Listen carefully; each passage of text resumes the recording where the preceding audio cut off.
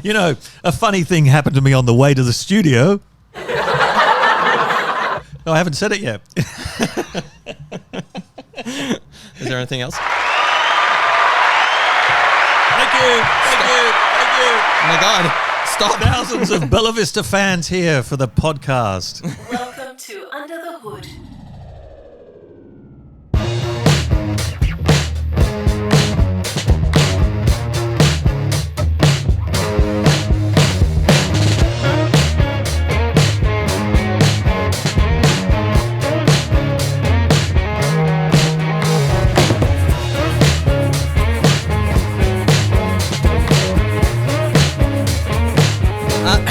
I guess I'll kick this one off, I guess, You can if that's all kick right, this one off. Tony.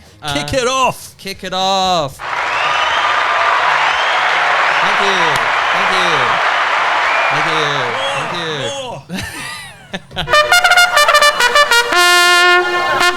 you. No, that's the other show that's normally in here. That's the true. horse racing one.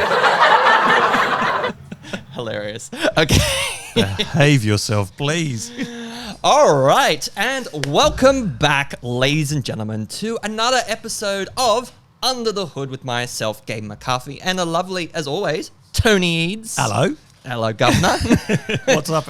We're going to do this whole show in Cockney. Welcome back to the show for sales and marketing professionals, where we go under the hood of all the latest tech and digital trends of today. And make sure to stay... And tomorrow. Oh, The future trends, don't forget, they're all happening. don't forget, future trends. We've seen them all. We have a crystal ball. So stay tuned to the end for some Toolkit section where we look at a few of those tools more in depth. But for today, we've got 10 minutes. If you haven't joined us before on the show, that's the rules. 10 minutes, isn't it, Tony? We have 10 minutes. We only have 10 minutes, and big thank you to the guys here at the Bella Vista Hotel for our lovely little podcast studio, complete with the zebra skin behind me and beautiful. whatever you've got behind you.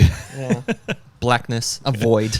And that's just for our podcast people. Yeah, we have to be kind of giving you a bit more of a visualization if you're listening on the podcast. If you're on the vidcast, of course, you can see what we can see. Yes, and if you haven't checked it out, you should on YouTube. Make sure, and you haven't already, like, subscribe, and comment below. As always, let us know what you think of the podcast, people. We love the feedback, especially positive. No trolls, please. I can't deal with that right now. I'm going through a lot of things. You're having therapy on that right now, I think, aren't you? I am. But let's jump straight into Yes, it today, please. Tony, because I'm really excited about today's topic. It's one of my favorite things to talk about. And your time starts now. We actually have 10 minutes and 10 things. Let's start off on number one, price. Price. All right. How much do you want to spend? How much do I want to spend? Okay. Maybe something that is less expensive than 100,000. Would I be able to get HubSpot with that? You certainly can. Well, this is a thing. I think you've done an analysis here. Estimated total cost for 1 year for a team of 50. So if you're a large sales team, then this is where the pricing sort of starts to go up. And also because, you know, the way with Salesforce is it bolts on certain things. If you want live chat and you want, chat bots and things like that, they're all little add-ons that box onto the whole solution. Whereas with HubSpot, it's all incorporated in there. So how does $75,000 for HubSpot versus $236,800, very specific there for Salesforce? Yeah, I'd much rather put a deposit on the house for that cost, I think. No, that Salesforce definitely sounds more expensive, especially at the, as you said, the more enterprise level, which goes into point number 2 about why Salesforce, why HubSpot is better. You can't even say it, can you? It's being at the Bella Vista. I'm always getting into the booze. But the reason why I think Salesforce is often seen as lesser to HubSpot in many ways is because they often overpromise and underdeliver on everything that they say that they can do. And to your point about bolting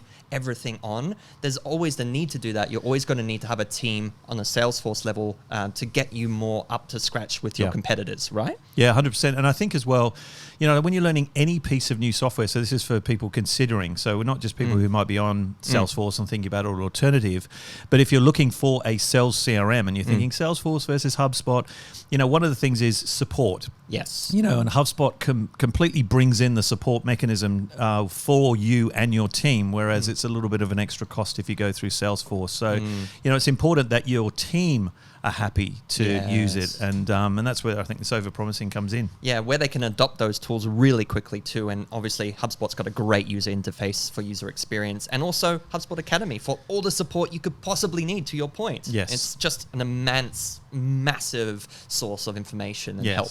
Fairly big. Okay, point number 3. Now, this is an interesting one because this is actually can be seen as a benefit, right? Salesforce is too customizable. Now, this is again this thing where you get an out-of-box piece of software. Because Salesforce is so customizable, what happens is your sales team gets hold of it and then starts to individually customize it. And then all of a sudden you've lost that system, process, even playbook type of thing because, different people are using different things. I think that's how it works with Salesforce because they make it too customizable. Whereas HubSpot is flexible, but it's not too customizable. So everybody's using the same process when they're using the sales CRM. And if you've seen that in using the tools, like if you go between, say, the sales tools versus the marketing tools, you'll notice the layout's always the same. It's the same navigation through the same portal that you're in. You don't have to jump between different portals. It's all there in the one place. And then they obviously all talk with each other, which is a huge thing to consider, which to the next point number 4 about why HubSpot is superior to Salesforce is in that Salesforce can be really overbearing to set up to that point. Like HubSpot comes pretty much out of the box with all those practical tools we were talking about. But the overbearingness of Salesforce, especially if you have sort of like complex integrations to consider, with HubSpot, it's a much simpler sort of almost like click and connect kind of system versus Salesforce where you need MarTech consultants, professionals to actually figure out what you need and set you up, customize nearly every time, right? Well, I think I always put it back to the phone, right? So the iPhone versus a more complex phone. Like the iPhone comes without an instruction manual now, right? You buy it because it's so user friendly, and I think this is the bit that's missing a little bit from Salesforce is the UX, the user part, like.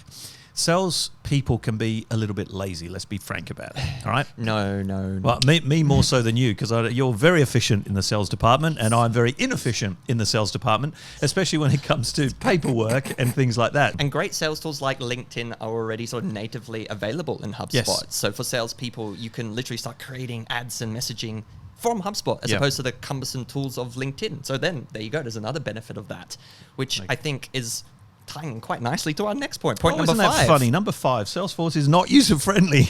Geez, we're being mean, aren't we? Oh, poor. I'm sorry, Salesforce. We like you. Yeah. But I think one of the interesting thing is, again, moving forward with technology, I think one of the benefits of HubSpot is, and Salesforce do this to a certain extent, but I think HubSpot's constantly listening to the user and it's constantly upgrading. So the new, ChatSpot, which is out, which I've been playing around with, and I think you're going to have a look at that as well. A ChatSpot's built in now to HubSpot using ChatGPT and a bunch of other technology and AI. It means that you can actually talk to your sales CRM and ask it to produce reports. So I just asked it the other day, can you give me the top 10 deals that are likely to close this month? And it thinks about it and then prints it off for you. So you don't even have to go searching into your CRM. The ChatSpot does it for you.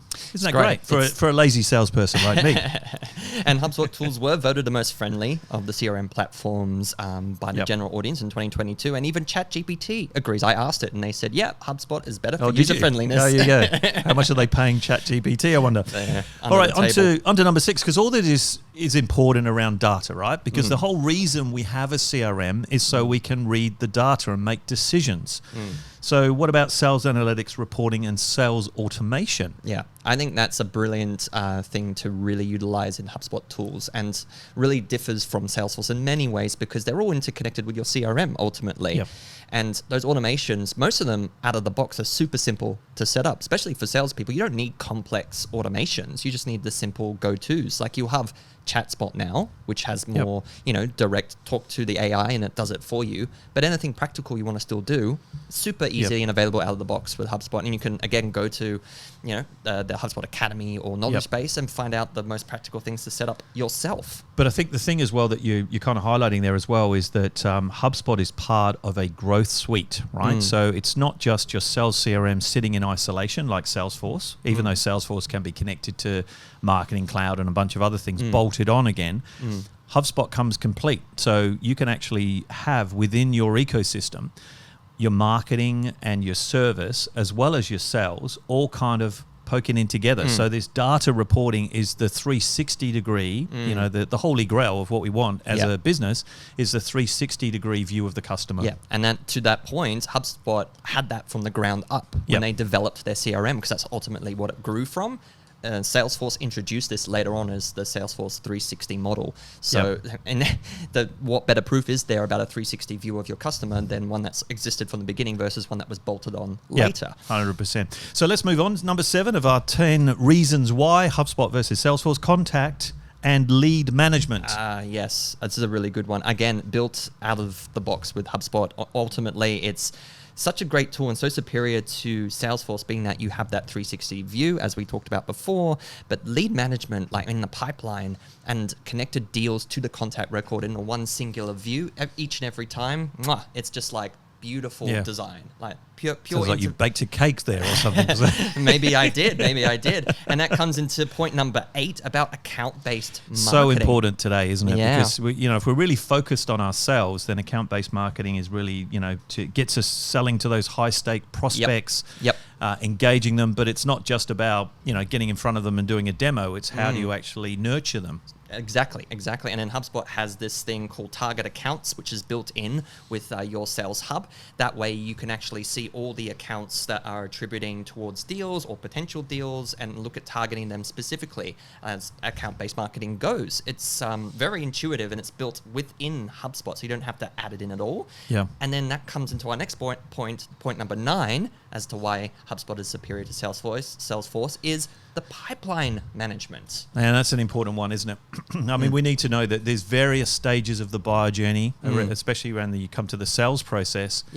Being able to manage where everybody are and even automate those things, because HubSpot actually does that very well. Automate you moving to the next level as you go through to getting to a close one deal, and gives reasons to as well, and then feeds that data back to like the marketing or service team. So all the teams can be connected from just the sales tools that is the pipeline. So if you're seeing a lot of losses at certain drop-offs in the pipeline, there's reasons behind it, and then you can act upon them. So that data is super helpful, as per one of our earlier points about data management. And I think you hit a good point there, because it's really about having the growth team, right? Not just the silos that have been traditionally like your marketing team, your sales team, and your service team. Now, with something like HubSpot, you bring in all the teams together to look at that collective data and work as one kind of revenue team, focused on the customer. RevOps. Whereas I think Salesforce is still very much sales, and then Marketing Cloud is very much marketing, and never the two shall speak. Oh, we almost got to point number 10 right before the timer went out. Well, we can add one more. Come on, who wants to know number 10? Anybody? No? Okay, we'll see you later. Tony does, so I'll let him know what it is, and it is service and support. Service and support. It is free for all people who use HubSpot. Like, it comes included, whereas Salesforce it's not. And I think the interesting thing as well, if you're on Salesforce and after these 10 things we've convinced you that you've made a wrong decision and it's time to change, it's actually quite easy. Yes. And we do a lot of these, obviously through Sorted Stone, we do a lot of these integrations and moving people from across one to the other. There's an integration in place already between HubSpot and Salesforce. In fact, the interesting thing for those that don't know is Salesforce was very much the first investor of HubSpot. So they very much connected that integration way back before they kind of drifted apart from each other.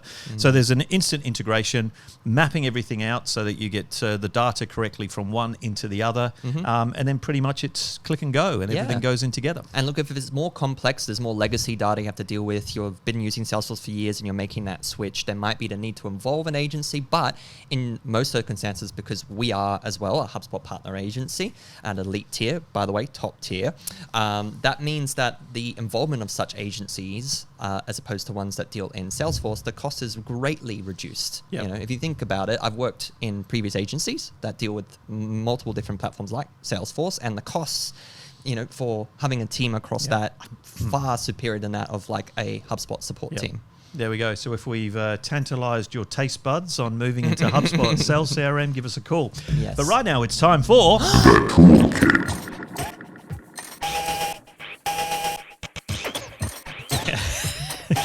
Is it over? I think so. I think that was the sound effect and the lovely graphic from our graphics team. I don't think that's part of it, but anyway.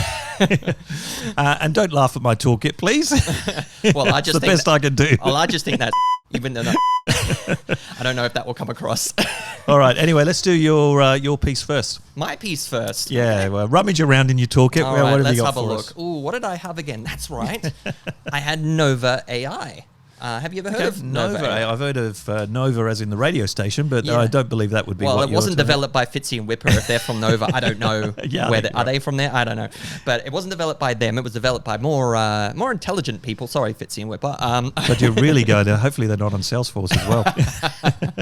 Poor Nova. But Nova AI is a video categorization AI platform. So it can basically pick out, using AI, things like recognition of elements within the videos. So people's faces, locations, celebrities, items, colors. So why would you use that then? Is it for a search thing to find your videos, or Exactly. how else would you use So it? you would, it's a SaaS-based platform you would use when editing and producing content, such as video content, to basically pick out certain parts and categorize them so that if you have, like, say, 100 hours worth of footage where you've recorded all this stuff and you're just trying to pick, I'm just trying to find that scene where this person talked to that person or it was in a cafe, you can use the AI platform to basically pick out that from its recognition software, and then you can use that and have a much more efficient way of editing your content. Yeah, that's super useful for anybody that's done video, including us. The amount of footage and B-roll footage and everything that you have, you can waste so many hours just trying to find, that shot. I remember we filmed it.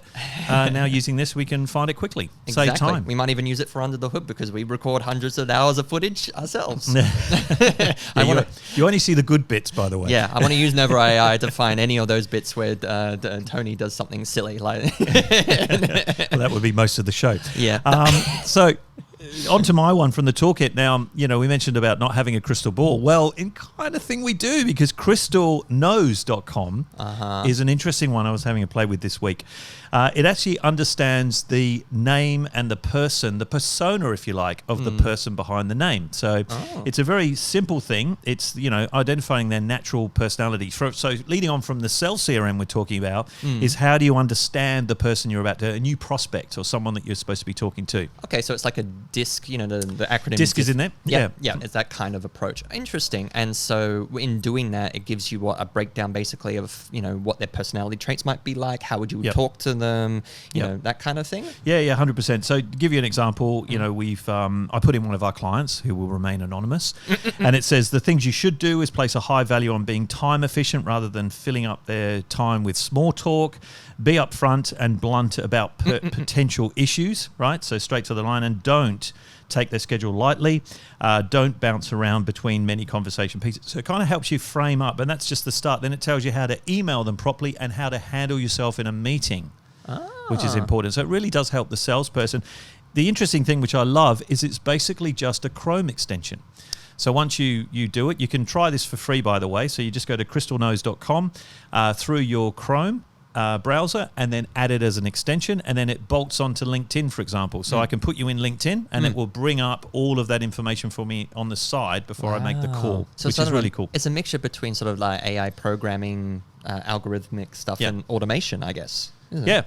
All kind of built in, which kind of helps the sales pro, especially if you're a new salesperson or you're trying to get a salesperson on board and help with their selling. Then crystalknows.com. Wow. Check it out. Check out Crystal and let her know I said hi.